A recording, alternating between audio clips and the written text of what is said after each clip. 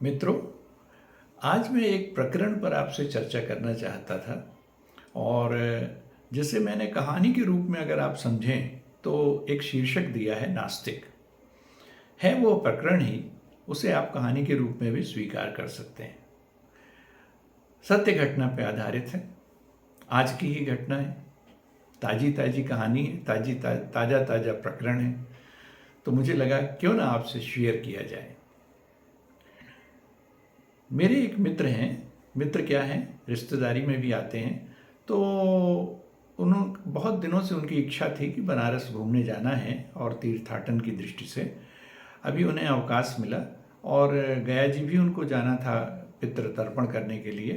तो उन्होंने कुछ ऐसी योजना बनाई कि पहले गया जी जाता हूँ, उसके बाद नवरात्र तक मैं पहुँच जाऊँगा बनारस। तो आज वे बनारस में हैं, काशी में हैं, कल परसों तक लौट आएंगे। खैर, तो मूल बात क्या है कि वो जब जा रहे थे तो उन्होंने मुझसे पूछा कि चूंकि आप काशी में ही पढ़े हैं, काशी में रहे हैं, तो आप बतलाएं वहाँ घूमने लायक जगहें क्या हैं। तो मैंने सब उन्हें बतलाया कि आप गंगा जी में बोटिंग जरूर करें, आप काशी विश्वनाथ जी का जो नया कॉरिडोर बना है वहाँ अवश्य जाएं, बहुत ही अच्छा भव्य कॉरिडोर है और अद्भुत रचना है, उसे अवश्य देखें।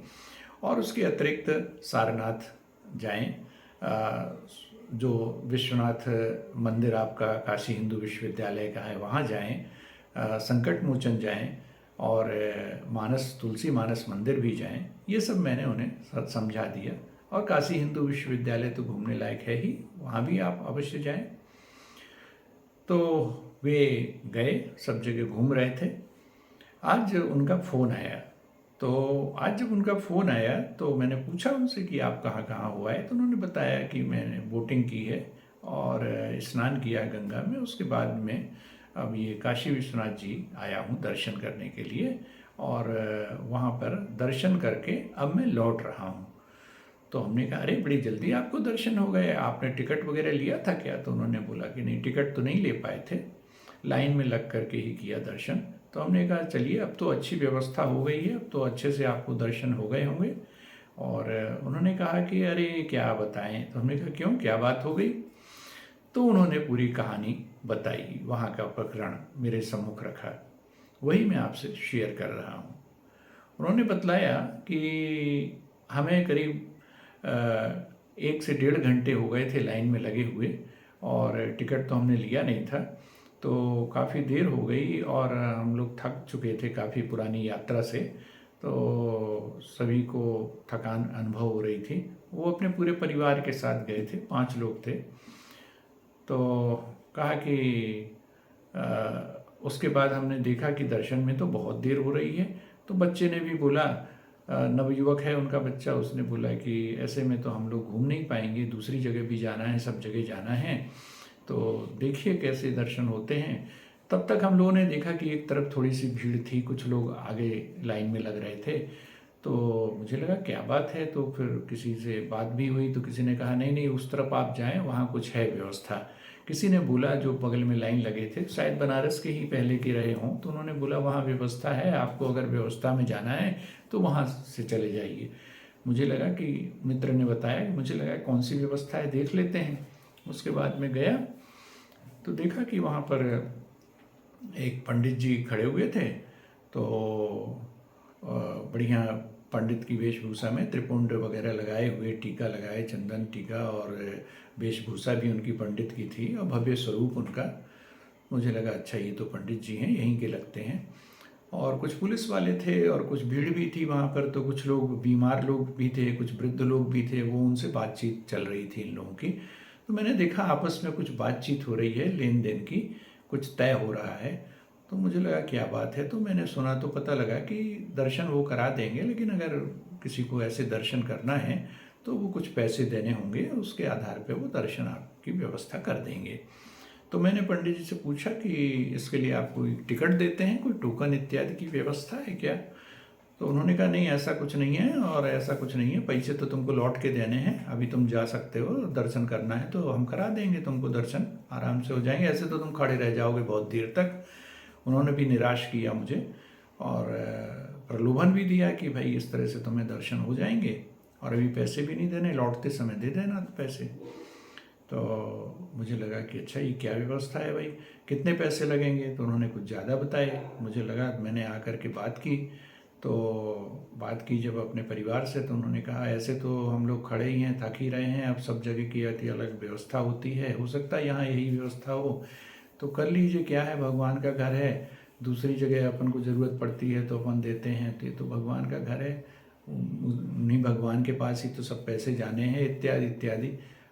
मुझे उनकी फिलॉसफी समझ में तो नहीं आई, लेकिन लगा कि हाँ ये लोग भी थक चुके हैं, ये लोग भी चाहते हैं कि कुछ समझौता करके तीसरा मार्ग अपनाया जाए। तो मैं आया, फिर मैंने पुनः मेरा अंतर मन तो कह रहा था कि बहुत गलत हो रहा है, लेकिन मैंने अपने अंतर मन को दबाते हुए सोचा कि नहीं भाई, दर्शन तो करना ही है, अब इतनी दूर से मैं आया हूँ, बिना दर्शन किए तो जाऊँगा नहीं, तो और सब जगह घूमना भी है, तो ऐसी कुछ मजबूरी थी। तो मैं आया वहाँ पर, तो कुछ लोग तो ज़्यादा पैसे दे रहे थे, पर मैंने उनसे बोला कि भाई काफ़ी तय हुआ, हील हुज्जत काफ़ी हुई उनसे, तो मैंने कहा कि भाई 200 रुपये देंगे एक व्यक्ति के, तो उन्होंने मान गए। कहा कितने लोग हैं? मैंने बोला 5 लोग हैं हम लोग। तो कहा ठीक है, 1000 रुपये दे देना तुम, और यहाँ से वहाँ चले जाओ, आगे बताया एक जगह, कहा उस तरफ चले जाओ, वहाँ पे लाइन पे लग जाओ। तो हमने कहा वहाँ आगे जाके लाइन पे लग जाएं, कैसे लग जाएं, वो पुलिस वाले भी तो खड़े हैं वहाँ पर। तो उन्होंने कहा नहीं कोई बात नहीं, तुम जाओ, कोई कुछ नहीं बोलेगा। उसके बाद हम गए, पता नहीं पुलिस वालों ने मुझे कुछ नहीं बोला, मुझे लगा कि भाई कोई बात होगी, कोई अंदरूनी रहस्य है जो जिसको मैं नहीं जान सका। तो मेरे मित्र ने बताया कि इसके बाद हम 5 लोग वहाँ लाइन में लग गए, और उसके बाद जो दर्शन हमें पता नहीं 2-2.5 घंटे या 4 घंटे में होते, वो दर्शन हमें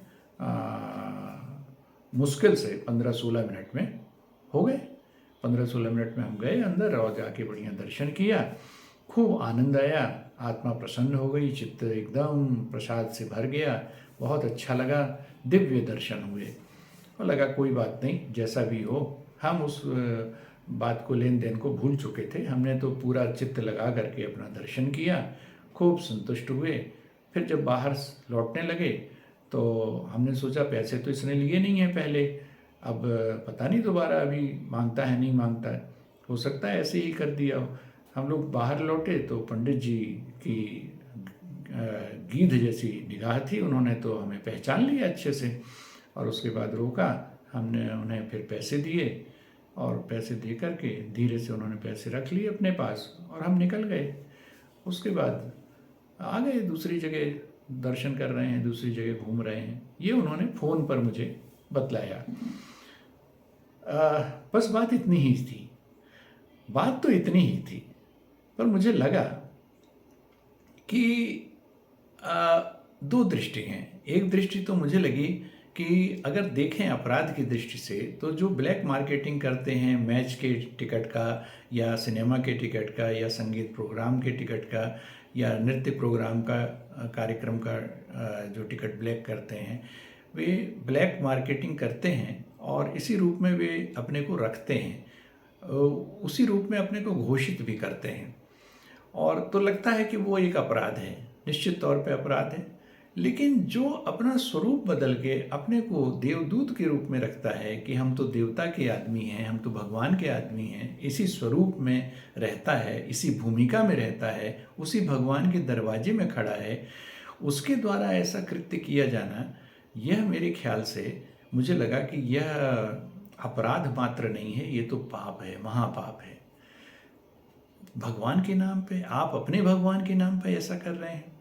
और दूसरा जो निष्कर्ष निकला, जिससे मैंने यह कहानी का शीर्षक चुना है, वह यह है कि अगर आप गंभीरता से विश्लेषण करें इस बात का, तो आप भी मेरी बात से सहमत होंगे कि आप में काशी विश्वनाथ जी के प्रति श्रद्धा हो सकती है, सभी हिंदुओं में हो सकती है, लेकिन कम से कम उस पंडित में जिसने यह कृत्य किया, काशी विश्वनाथ जी पर उसके मानस में श्रद्धा शून्य है, श्रद्धा है ही नहीं, वह परम नास्तिक है, विशुद्ध नास्तिक है।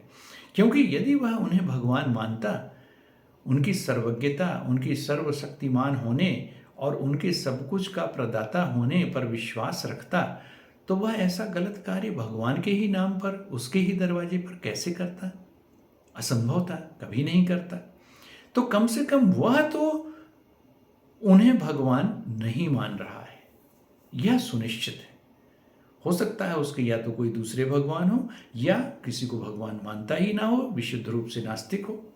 यही इसका निष्कर्ष निकलता है, क्योंकि भगवान के नाम पर, काशी विश्वनाथ जी के नाम पर वह इस तरह से कार्य कर रहा है, और फिर भी उसी दरवाजे पे खड़ा है, पूजित हो रहा है।